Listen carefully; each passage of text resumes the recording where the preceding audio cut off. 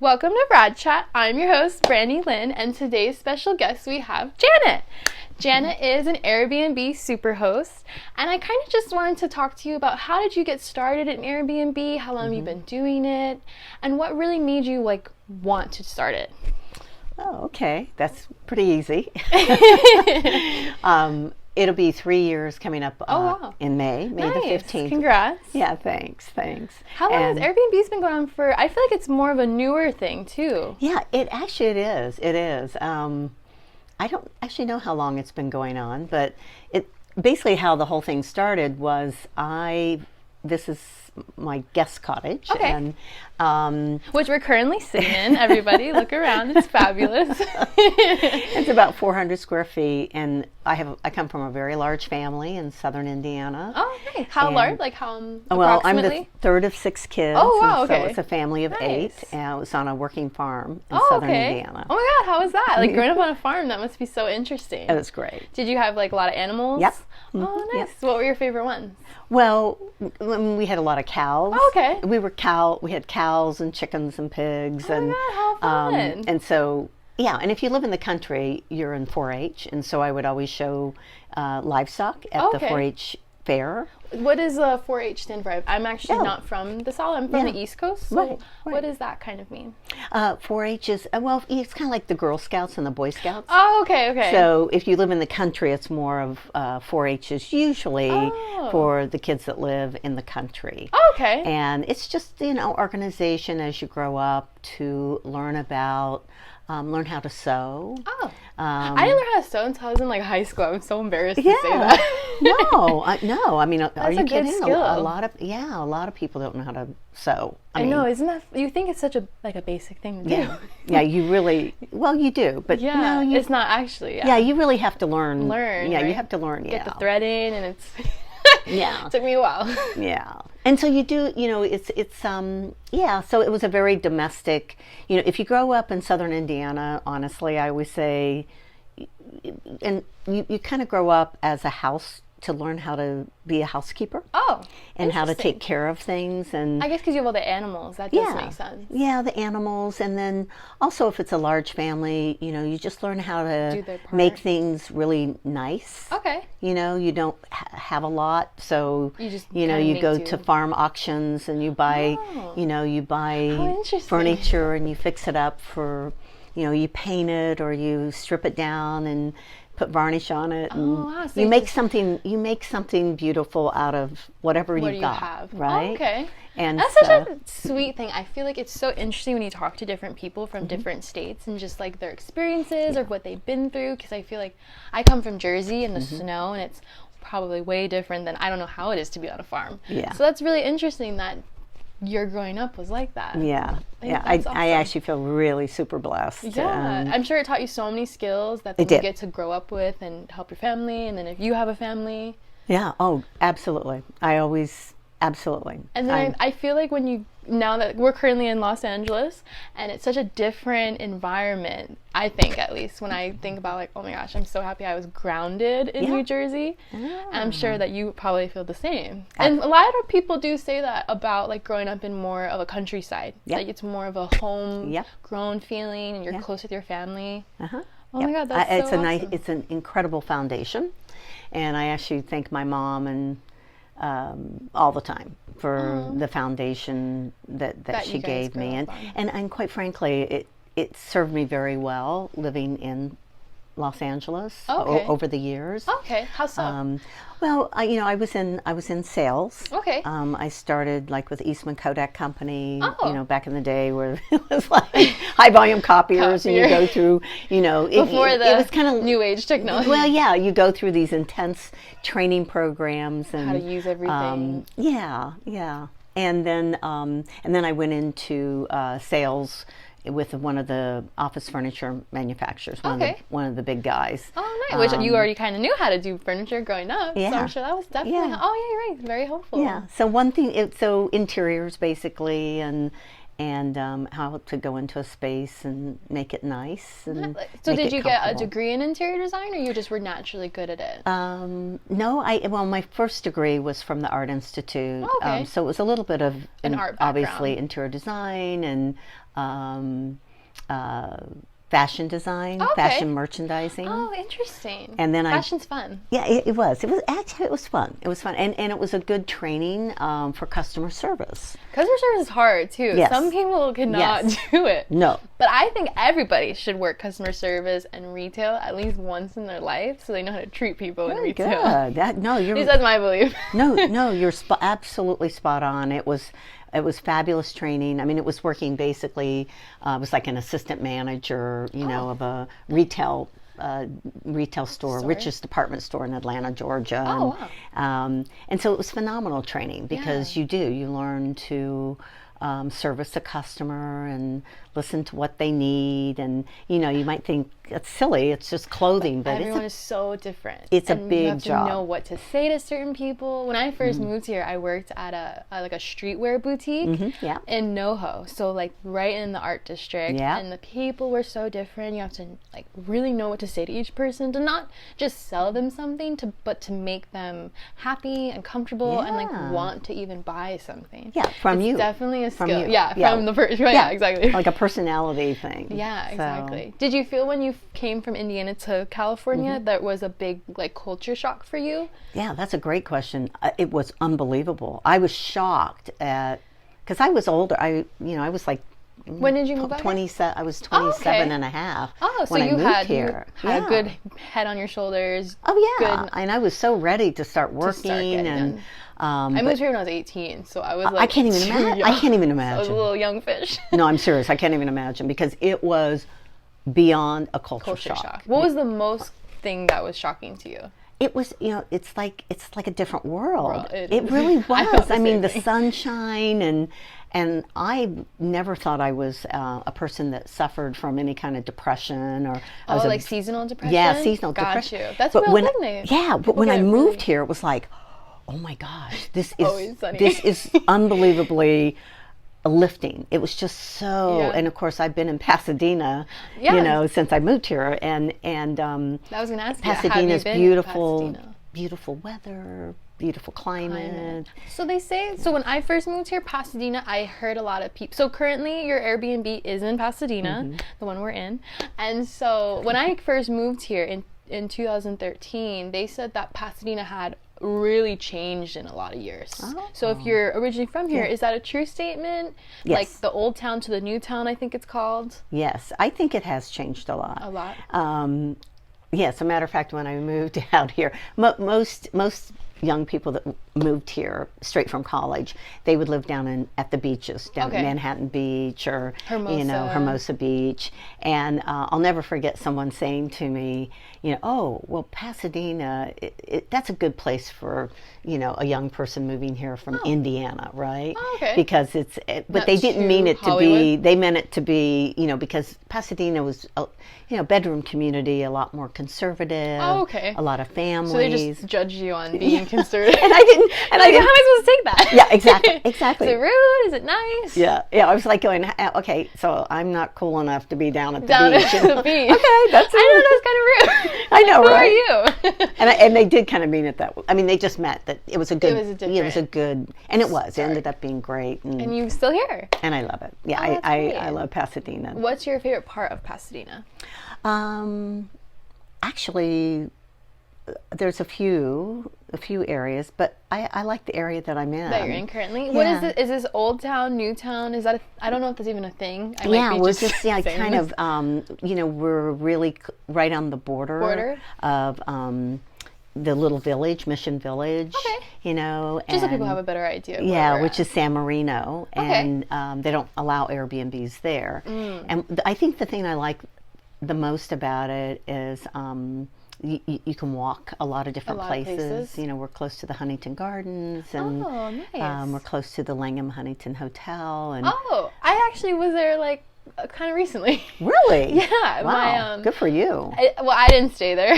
I heard it's really fancy. It's ballet only. It is very fancy. My boyfriend's best friend old boss, he stays there, Oh. and he has a company in Vegas, and he does pretty well. And him and his wife stay there a lot. So anytime they are in town, they invite us just for drinks at the bar. And I feel like I'm like, ooh, I don't know if I fit in here. I'm a little not dressed for this. Oh yeah, no. It's really nice there though. Fabulous. It's got the tap room. Yeah. And I like that, because we can walk up there. They have a jazz band on Thursday, Friday, Saturday Saturday they said they have live music. and I've always been there on a Saturday, so we always miss it. But that's so funny. I actually have been there. Yeah, it's really the nice. rose wall when you first walk in, right? Or the flower wall, I guess it would be. Nice. So that's right around the corner. Oh yeah. Oh wow. Yeah, no, how funny. It's literally like, yes, a lot of people will, be invited to weddings there, or be coming from out of town, and they'll stay here. Because of course, it's a fraction of the cost. Of that hotel. But it is lovely. It's 23 acres. It's the old Huntington Hotel. Oh, okay. So it's a historical hotel. Oh, nice. And it is absolutely beautiful. It is really nice. Breathtaking gorgeous. Did you guys hear that? So when you want to go there, stay here. Book Janet's Airbnb. Way cheaper price. Yeah. Well, it's kind of what happens. And I mean, you can literally walk up there. So that's what I like about it. I like living in a place where, especially if you're going to live in Los Angeles, where a lot of times we do have to get in our cars to go place. And so in Indiana, were you removed from this? Like, was there city life, like kind of how you like to be able to walk places? Did you have that where you grew up? No. Okay, so did you enjoy that way more than when you moved here? Well, I didn't even think about that actually. It's just very different. I really love. I mean, it's a farm. Yeah. So you have cornfields and make soybean fields milk and did you make your own cheese? Well, yeah, we did have. Love cheese. We usually had a couple of milk. Yeah, we usually had a milk cow, or a couple, and they were almost like pets. They would have names. Oh, what was your favorite cow's name? I think it was Blackie. Oh, yeah, cute. I think that was his name. Oh, I love animals. Yeah. Oh, that's good. Well, cows are cool. Cows seem cool. Yeah. When I drove cross country from New Jersey, I did it by myself, and anytime I saw a different colored cow, because I grew up pretty naive, like cows are only black and white. Yeah. And I'm like, oh my god, there's a brown cow out the window. Oh my god, there's a black cow out the window. Oh my god, there's all these different kind of cows. Oh, I was like so amused by that. Yeah. So that's pretty cool. Yeah, cows are cool. I mean, anyway. So yeah, animals are you just kind of take it for granted when you grow up around them. Yeah. So what made you move from Indiana to California? Well, after I graduated from IU, Bloomington, I looked at San Francisco, Chicago, and Los Angeles. So I decided just wanted to go to a big on city? Pasadena. Well, yeah, I had a friend from college that took a job here in Pasadena. Oh, nice. And, so kind of how you got introduced to it. Yes. Oh, good. Yeah. So you had a familiarity. Yes. Oh, good. Yes, good. A little bit. I mean, I actually had been here once. Oh, okay. I think before I moved here. Before you moved here? I think. I just moved here. I didn't even know anybody. I never visited here. I really did it blind-eyed. So it's cool that when you're like, okay, people actually knew people here, like that's good, because like it's way better when you know someone. I was like, I have no friends. I have to make friends all over again. That's amazing. It was pretty scary. That's a very gutsy thing. It was pretty crazy, but now I'm like, when I talk to people, I'm like, it's so nice to hear like, oh, they like knew someone. So I feel like, oh, maybe that was a weird thing that I did. Like you just don't realize it, and then you're like, oh, people just know somebody, and then that's how they get to where they are. I don't even sometimes think about it. Yeah. Oh, that's cool. So then what made you want to get an Airbnb? How did you hear about it? So this was really just kind of a side thing. So what happened was I had a friend, one of my interior designers, she was a client, and she was trying to kind of make an exit plan and move up north to Carmel. Oh, nice. And so she was going to stay here, I think, for 3 months, right? Oh, okay. She had sold her home, and so it was kind of an exit plan, but she had a lot of business here, obviously in LA. To still take care of. And so 3 months turned into a year and a half. Oh, wow. And so how was that? She lived here. I loved it. Oh, okay. I mean, so when you grow up in a big family, it's like people are great. I do. Most people are great. Well, and I just and that's actually one of the things that the question I get quite a bit is, oh gosh, I wouldn't want people around and that you don't know. But I actually really love it. Love it. Me too. I do. I love it. I learn things from people. Yeah, I mean, literally people from literally all over the world. All over the world. Some of the most beautiful human beings. I have truly. That's truly oh great. no, yeah. So where was like I'm just kind of jumping around. Where was the farthest someone's come from to stay here? Wow, I don't even know. I mean, a lot from Japan, China. Oh, nice. Saudi Arabia. So different countries, all Iran, over the world. Every country. Iran, Iraq. A matter of fact, that beautiful picture there. It's a pomegranate. I was wondering what that was earlier. Like, Yes. wow, I just like abstract art. If anyone, we are looking at a painting on the side here, and we also have Janet's daughter here, so you'll hear a couple different voices. But so someone gave that to you. Yeah, they literally nice. they were from Iran, and I think the husband, he had business with USC Medical or something. Oh, okay. And so the wife was here with her son, and so they would sit on our patio, and it's actually calligraphy. Oh, wow. And it's some very famous poem, and this is what she does. And that's really beautiful. It was unbelievable. And they went and they had it framed, matted and my framed, God. and And left it as a gift. I was like, God. How yeah. long were they here for? Probably about a week. Oh my God, that's so kind. Is it okay if after we're done we take a picture of it to yes, show? please do. Oh, okay, Please perfect. do. It was the sweetest thing. That's so nice. Yeah. Kindest, kind I people. was looking at like when I went to put those candles over there from here, I was like, huh, what is that? Yeah, it's actually cool. it's in the shape of pomegranate. I love pomegranates. And then it's some very famous, like I don't know, poet or something. Yeah. And Oh my I don't know. God. I'll have to get someone that can translate Farsi What for it me is. because it's in Farsi. Oh, okay. Yeah. Oh my God, that's so touching. So do you have a lot of those experiences where you really get to interact with people? I do. Not always. I mean, always. it really depends on The personalities. what they want. A lot of times, I don't even meet the people them. or see them. Oh, because they can just come in privately, Absolutely. right? Do you have more people that you interact with, or is it kind of even split? No, definitely 70. I would say 80% I interact with interact in with? some way. Oh, nice. Yeah, Nice. And a lot of people they like that. They want to know whose house they're at, I feel like. I mean, this is very similar to, if you go to Europe, the Europeans, they've always had this kind of fabulous, where tight-knit, they like you are staying in their close. homes and bed and breakfasts. And Yeah, because they do a lot of like fostering and like hosts of students abroad and stuff, right? Yeah. Yeah, I know a girl who, when she was really young, she went to France and she just wanted to study abroad. And then she had a host family and they taught her how to speak French. I was like, oh my God, that's so cool. Yeah.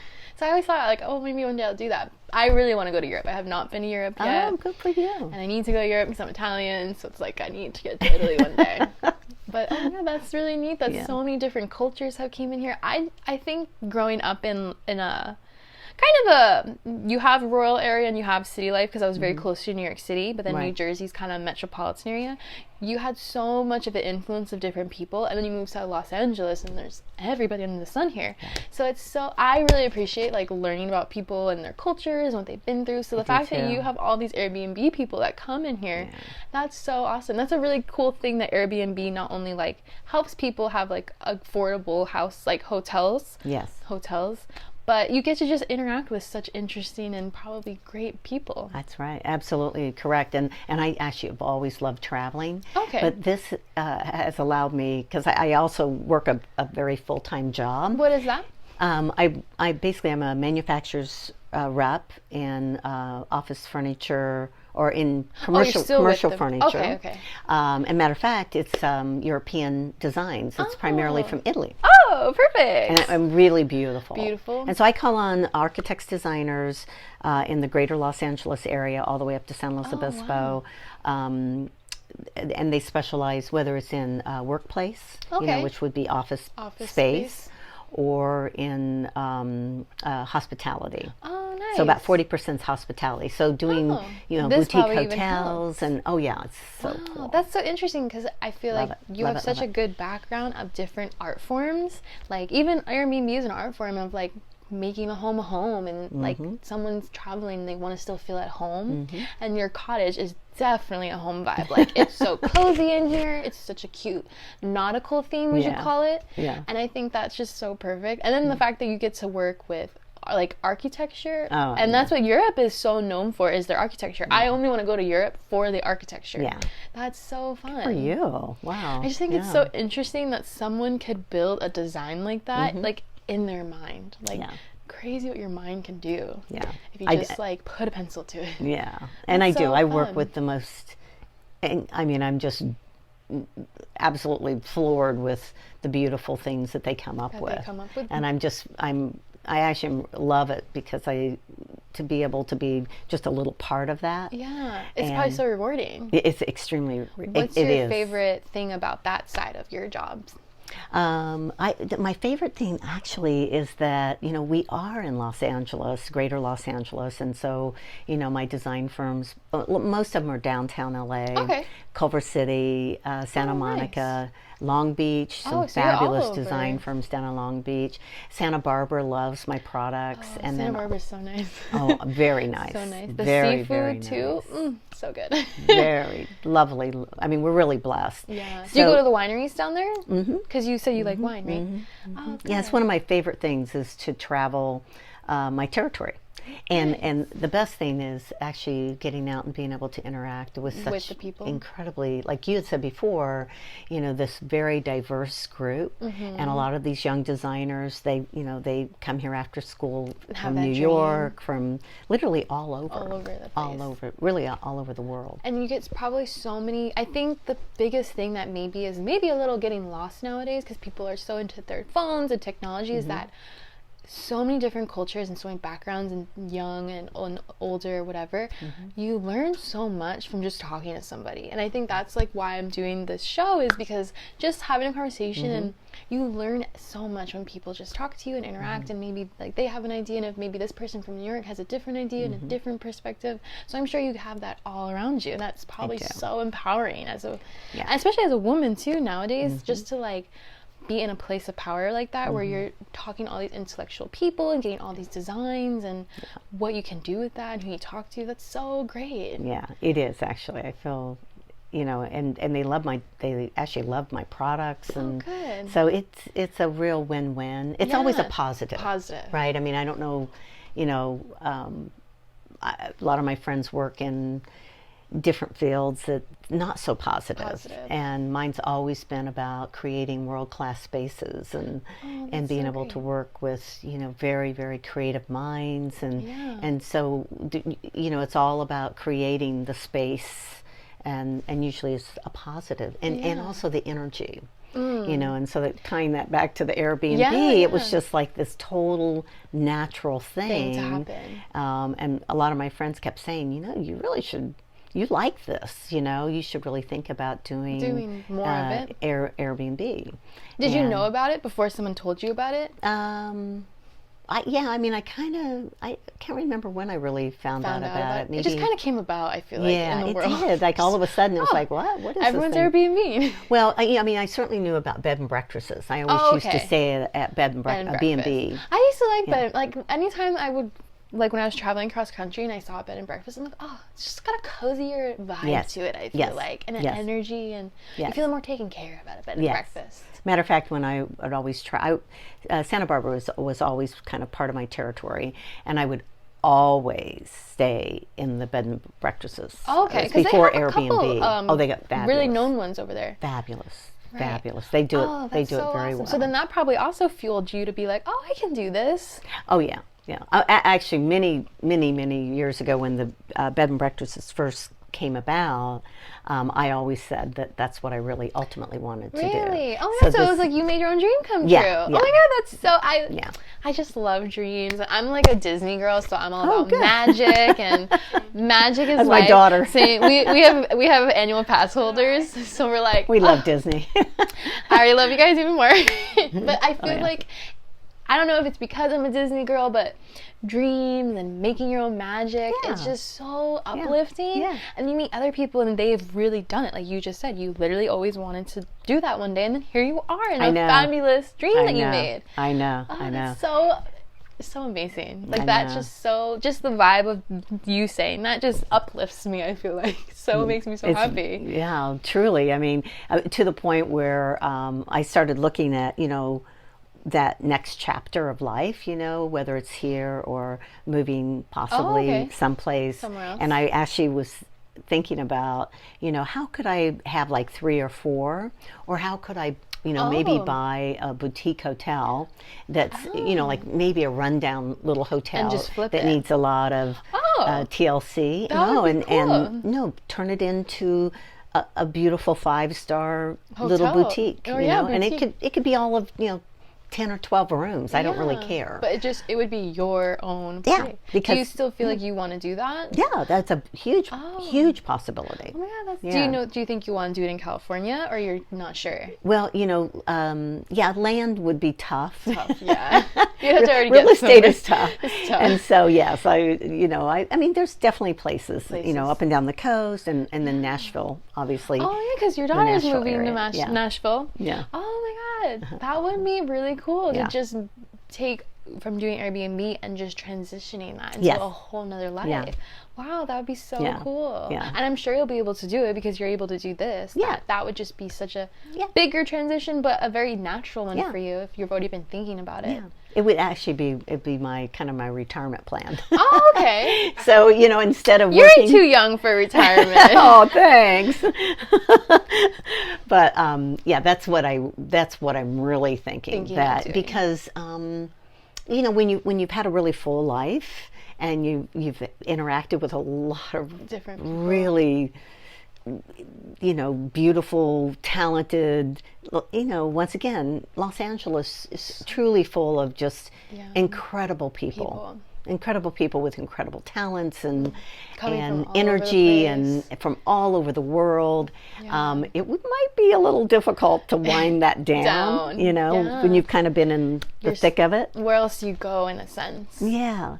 So that would be kind of fun. I mean, to me, that would be a different challenge, too. That would be fun. I mean, it just would be fun. So fun. You know, because I do know how, you know, I'd have to have a small staff of people to manage it and clean and all that, because I'd want it done right. Yeah, of course. Which actually brings me to another question. So, how was it really hard to at first start Airbnb and maintaining it and cleaning it, and you stocked it so well for my stay? How do you keep up with that? Is that hard to do? No, not at all. It's super simple. You know why it's not hard to do? Because it goes back to your passion in life. And, you know, I know you've heard this. If you really follow your passion, if you're really doing what you really, really like to do, it's not like it's work at all. Okay. So that's a real saying. It's not cliche. That's I'm a living proof of that. I mean, that's awesome. Serious living. Because you always hear people say that, like quotes everywhere, but I'm like, I wonder if that's like true. Oh no, it's so true. So you really feel fulfilled by doing this, not that it's work. No. So when you go to your other job, do you feel like that's work? Parts of it. Parts of it. The parts that I don't feel are work are the interaction, and that's the most important part. Yeah. Because if you're not out there trying to sell, you know, you can do things, you know, via email and. You know, nothing's like a face-to-face interaction. It's so true. It's beyond true. So true. It is beyond true. As much as so, the more interaction, the more face-to-face, you know, sales calls I can make, the more successful I am. Oh, good. The thing that, you know, you kind of, you know, because I've worked with big corporations where, you know, you have to do the meetings and you have to do the big corporate standards. You have to do all of the reports and things like that. You know, that's work. I've been there, done that, right? I mean, when you've worked with big companies, the company I started with and did most of my career with was like that, and they have to be. Yeah, you know, I work for a big corporation as well, and it's you're like you said, very what you expect a corporate business to be like. In the office. Absolutely. You're not being you know, obviously you're not an entrepreneur. It's a big difference between you're working for having your own thing. Yeah. And so that's kind of the best of both worlds. You get to successfully thrive for a company, and then you get to successfully thrive for yourself. Yes. So when you were becoming very successful with Airbnb, because you have basically you're a 5. Everything, Oh, okay. 4.9, 4.9, 5, 5, 5. I'm like, that's the place to go. Yeah. When that was first starting to happen, what was the feeling like? It was a very good feeling. I didn't even know, actually, the first 4 months, I didn't know that. I didn't even know I didn't know there was a Superhost thing. Oh, okay. And so I get this email from Air BnB, and they go, "You are a Superhost." I'm like, okay, what is that? Like, okay, because I'm very new at Air BnB, so I'm not too sure of like host to super. I always know Superhost is you want to go there. Yeah. But that's cool. So they just email you, and is there like a criteria you have to meet? Absolutely. Okay, can you tell us a little bit about that? The criteria is. You have to maintain, actually I don't know exactly, but you have to maintain, like a 90%. Okay, just of satisfaction. Yes. Okay. Yes, and no cancellations, which I've never ever canceled anyone's reservation. Oh, per your side, not their side. My side. And and you know what the key is, I think, honestly, the real key is try to keep it, it's all about how you approach things, like how you approach life, right? It's positive, and so you think about a 5-star hotel and the concierge making it a lovely experience.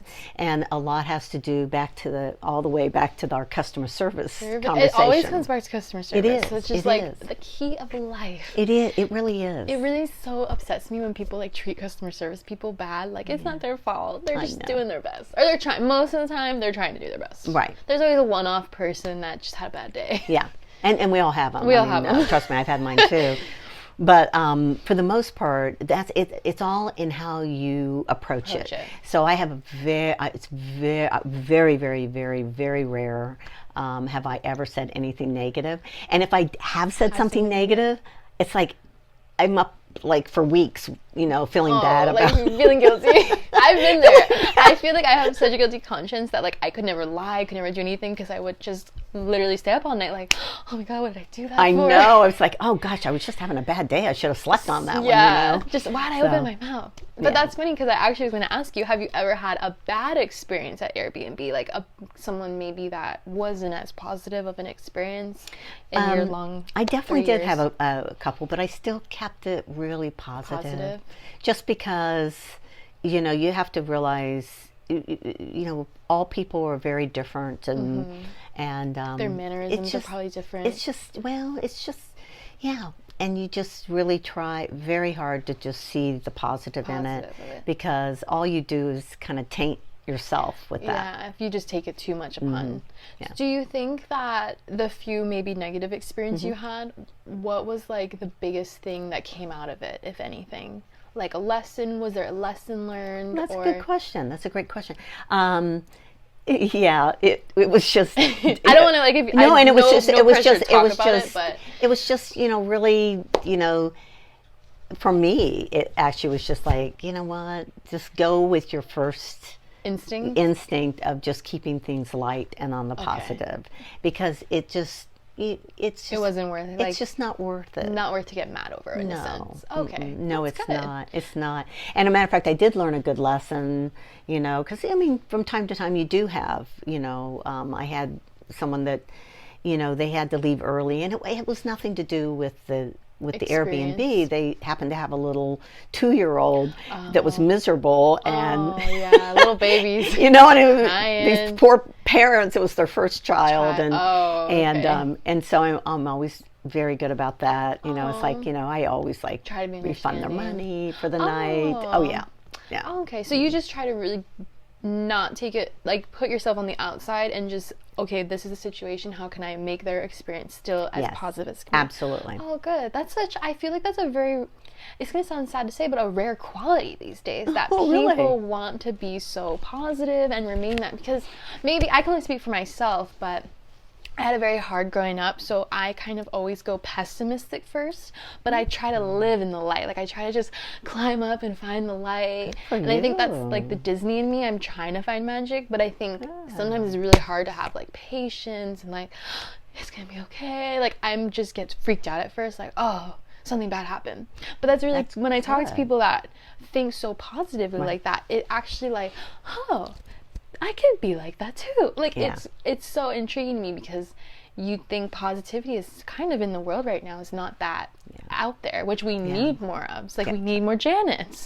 That's really like that's empowering to say like. But, I feel like if I was a host of Airbnb and like someone left a huge mess or they weren't as kind to my place, it would just make me pissed. Yeah. So that's awesome that you can say like, and I feel like it's you said that so genuinely that you're just like, your positivity just radiates out. Yeah. And just trying to take that lesson. Yeah. Do you think that anything of your growing up helped you become really positive? Or you think you always were very naturally positive? Yeah, that's great. Yeah, that's, no, I definitely, there's a natural thing. To it? You know, like you didn't have to learn it's kind of in your DNA. And, okay, that's what you think. Like, a little that bit. person just really is like that. Yeah, a little bit in your DNA and a little bit of, positive reinforcement as you're growing up through teenage years. If you got, you know, through like there's so much to your child development. Nurturing. You know that. I'm it's such critical. A nurture. Yeah. The nature versus nurture. I'm all like nurture. It's nurture. So positive. It's true. It's very, very true. And all the way, you know, junior high, high school, you know, I always had a lot of, because that's when you're formulating, who am I? You know, and if you had positive feedback, then it helped you formulate, you know, your self-worth and your self-image which is so important. I feel like. Do you feel critical because you had a big family that you guys were all very positive towards each other and very tight-knit? Or very. Obviously, you know, nobody's perfect, but you guys had a tight-knit family. Good. I mean, this was a true working farm. You know, my mom and dad got married very, very young, and they, you know, they made it themselves. And so the real key was we all had a lot of responsibility. And that kind of probably kept you guys in check. A lot of responsibility. A lot of responsibility to you know, to the other family members, right? I mean, I had to cook and clean, you know, this 4-bedroom house, or I had to help my mother, and we all had to pull our own weight at a very, very young age. I'm sure, for that. Do you have, you said you're a middle child. Do you have brothers and sisters? Only sisters? Only. Oh, okay, so there was a mix of you guys. Yeah. Oh, good. 3 brothers and 2 sisters. Oh, okay. Are the brothers older? I have one brother. I have a brother older than my sister's 22 months older than me. Oh, okay. And then I have a brother who's about 2 years. We're 2 years. Oh, that's nice. Yeah. So you had an older brother that kind of looked over you guys, I'm sure, too. Yes, very much so. I think that's important, too, for like siblings. Young girls growing up, and like just to know you kind of have a protective figure. Absolutely. I think that was like when I hear people talk about having an older brother, that's the most I get out of those relationships. Right. It's a security. Yeah. Yeah. And mine was my older sister. She's like practically like a twin. Like, you know, you always shared a bedroom. When you're in the middle child, you never have your own bedroom. Do you feel like you have like that stereotypical middle child syndrome? Yeah. Oh no, I mean, I loved it. You guys were all so close. I loved it. I mean, we're still really super close. Oh, good. Are they out here too? No, they're back home. Oh, so you're the only one that came out here. Do they visit? Oh yeah. Oh, good. A lot. Oh, nice. Do they like it? Yes, they do. They do? They do. Yes, they do. Do you go back there still too? A lot. Oh, nice. Yeah, a lot. It's so nice to have that where you can go back, because my mom's still back home, and it's nice when I can go visit her. Yes. But also like come back. Yes. Come back. Yes. I'm like, okay, I'm over Jersey. Time to go back. Yes. I mean, I'm really thankful, you know, for the upbringing and that now you can make your own. So do you have just one daughter? Or do you have... I also have a son. He's 28. Oh, nice. So I know you're around my age. Do you think that having an older brother also was beneficial to you? Oh, yeah. He always had my back, and we actually never really fought. Oh. Like, we were always really close. So you guys are still keeping a tight-knit unit, too? Yes, we are. We're a close family. I don't know. I can only speak for myself personally, but I super love that because I come from a very broken family. So when I meet people that are so tight-knit and just, like, loving to each other, and granted, no one's perfect. I'm sure people have fights and, you know, some things happen, but you can tell when a family just is really tight-knit, and that's, like, so precious these days. Like, I just love... My boyfriend actually has a very tight-knit family, too, and that kind of made me be like, oh my God, like family is so great. Yeah. Not that there's nothing wrong with my family, but it's just a different circumstance. Yes. When you come from like divorce and all that. that. Yes, absolutely. It's just a different like way of life, I guess. Yes, to say. absolutely. So it's so great when you do find people that are like still married and still close, and their siblings are all close. Like that is so touching. That's really great, and it's great that you could bring your daughter here today too. I know. So, yeah. Thank you for. Of course. Yeah. Great timing. Perfect timing. Yeah, I know. Perfect. So that's so great. And do you think there was anything maybe? Obviously, like you had a very positive outlook of life and growing up and close family, but was there anything that you went through maybe in your life that changed how you've dealt with things, or did you ever have like a turning point maybe that you went through, like a hard time maybe that you're comfortable talking about, that you really made you more who you are today, you think? Yeah. I know it's a loaded question. No. Yeah, no, that's a great question. I'm trying to think. It's definitely, there were definitely some challenging things that I think probably all of us have, right? Yeah. And it's all about what you do with that, you know. And for me, when I went through this one particular thing as a teenager, it made me even stronger. Yeah. And it made me clear on, oh wow, what to do after. You know, I get to embrace this. And you know, when I went back to get my 4-year degree, I was 23 when I started, and so I was 27 and a half when I finished. People go to school for all different times now. I feel like I feel like it's such a, I think like growing up, you're like, you know, you go to school and you get married and you like there's a way, and I feel like nowadays it's all just do it at your own time, finish it when you can. Like that's even cool that you went back, because some people don't even go back, or some people don't go at all, or maybe college wasn't for them. So was that hard to kind of transition back into the school way of life? It was actually the first semester. It was really hard. I mean, college is, it's tough. It's tough. I don't care what anybody says. I don't care where you go. I mean, you know, I mean, I even like transferred one semester to be with my baby sister at a different university, and because I thought, oh, that will be easier. To, you know, it's supposed to be easier university. Oh no, it was just as hard. And I only, you know, I did the college thing. I always love working. I prefer to work. Me too. And I think the same. I kept saying the whole time, it's like, can I just please get back to the real world? You know, let me just get back to the real world. I like making money. I like that independence. I know, it's just like, oh, I can make my own money. I don't need anybody else. And I like having my own space. I like having my own home, making my own home. And so I almost felt, you know, I had to get that 4-year degree primarily because I hung out with some really awesome smarty pants friends from high school. It kind of motivated you. It absolutely did. I was like, wait a minute, you can't leave me behind. Yeah. And I happen to hang out with the smartest kids in the whole class. Yeah. So you're like, and so they're off getting PhDs, and I'm like, whoa, wait a minute. My degree first. I gotta get my 4-year degree. You know.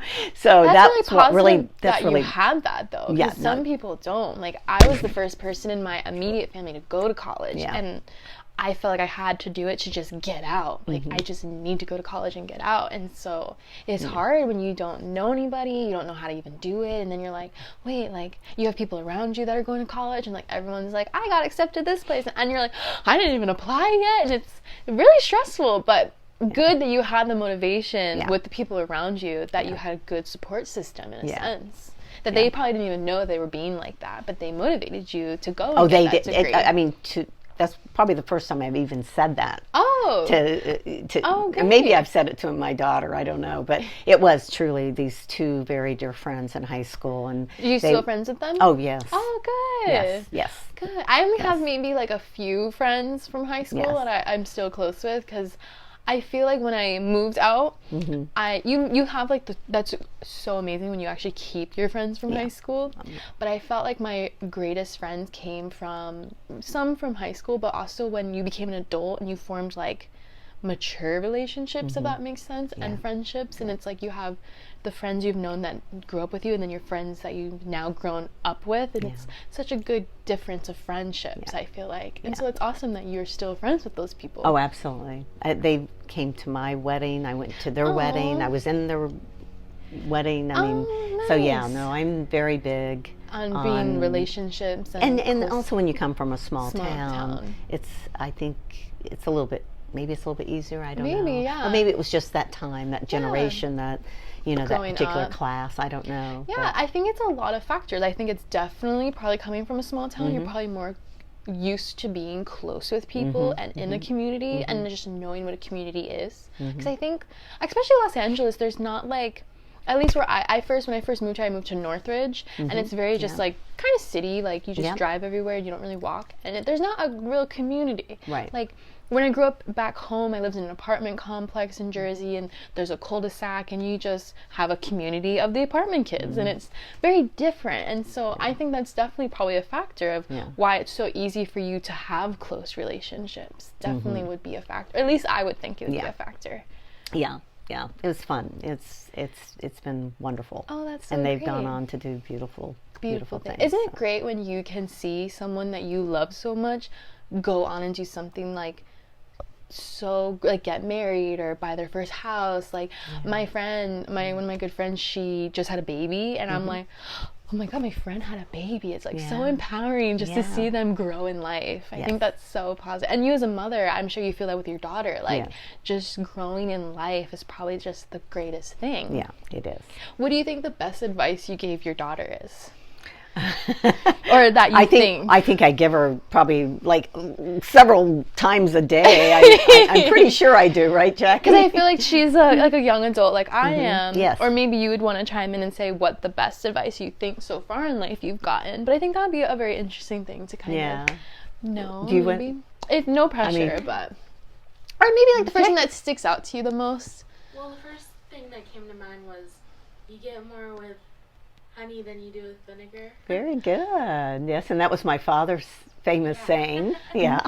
Or just like to see the positive, because it's easy to be negative. Yeah. The positive road is really the harder road, and it's really like not in a bad way. Not in a bad way. Like you have to take the effort, I think, to like say something wrong happens and you want to, it's easy to get mad, right? Like, oh, this didn't go right. But to be positive is like, you have to take the action, like, you know what, let me step back, let me like get my thoughts together. Like, it's not, like kind of what you said with like a negative experience at Airbnb, like, it's not a big deal. I'll be fine. I think people normally want to react with their like first instinct of emotion, but just to be positive is, I think maybe a little harder in a good way. Like you want to achieve that positive if you're not naturally positive, if that makes sense. Just to let things go, because like people are humans, and they can, people can, like, you can have a reaction or you can just let it go. Yeah. And sometimes it's better that way, just for your friendship or your relationship or work or whatever. That's really true, because I have a big problem sometimes letting things go, at least like growing up. I think I got a little bit, I took after my father, who like was not the greatest person to take after of his traits, but like he's Italian man and angry and like maybe he's resentful sometimes or holds some grudges. So when I was growing up, I was kind of a little bit like that, like a little brat, and I could never let anything go. And then one day I was just like, I just gotta let this go. It's like I feel more burdened if I don't let things go. So it's actually a really good advice in just every life, like in every stage of life. Just let things go and take it by how it comes. Like I think now that I'm older, I think of that more often. Like, oh, that's okay. It's just another day. So that is actually really positive. And I do think also, having people that you have used as almost mentors, whether they know it or not. So if I grew up very much, when you're in sales, you start out, you really study and go to a lot of trainings, and it's really a lot about positive. It really is. because people don't want to buy from you. They don't want to be around you. It's like this big negative energy coming in. They can just feel it. It just exuberates on you. Yeah. So I was always super big on, Dr. Wayne Dyer, of listening to The Power of Intention, the book, and then that whole group. There's a whole group of them that I think the publisher is out of San Diego. Oh, okay. And the Hay House, I think it's the Hay House publishers. And so they have conventions where a lot of the writers of these books.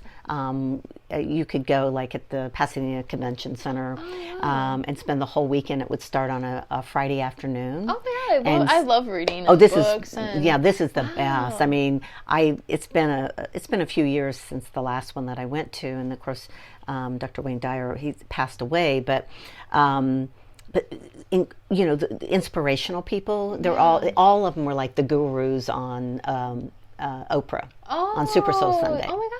And so I was, right, Jack? I was just like this crazy. I would tape, But that's awesome. Yeah. Oprah. I love her Super Soul, Oprah. And the energy that she put out there. She just had such a good energy. I think that's what her show just came off as. And I think that's why everyone gravitates towards Oprah. Absolutely. Positive people will always have an energy that is just undeniable, I feel like. Yeah. And people just want to talk to them, and that's why we can just talk, because you just have a good energy that's just vibing, and it's just so beautiful. Yeah. Oh my God, Janet, this was such a great conversation, and I'm really thankful that you wanted to record one, and you're letting us be in your Airbnb, and it's such a beautiful place. Is there anything that you would like to say as like a final thing about Airbnb, or maybe advice about Airbnb?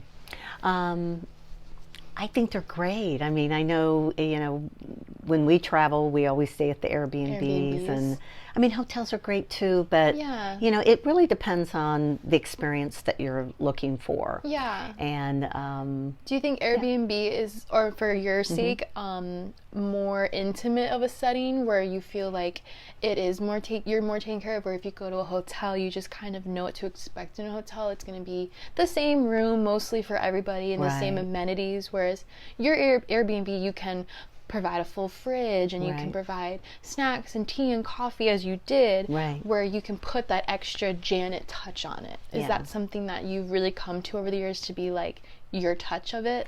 I like doing that. I don't really care, honestly, if I go to an Airbnb and they do that for me. No, not at all. Just you. It's just I really like. You just like to go in the room and just set it. Oh, that's great. I really like doing that. I don't know why. So we all find things in life that we gravitate towards, and this is your thing, and that's so great that you could share it with our viewers, and just to show the community of Airbnb, and how maybe some people that are watching maybe had a bad experience at Airbnb. A lot of people have, I think. And then they can learn that, wow, there is really good experiences if you just look for them. Yeah, absolutely.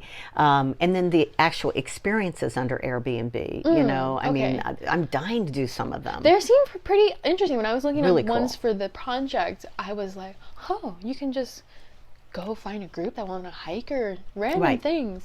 Have you done any of those? I haven't. I'm dying to do them because they're a great price. Yeah. And you meet different people. Yeah. That's so cool. Is there ones that you saw that you're interested in currently maybe doing? Yeah, well, I'd like to they do photography downtown LA.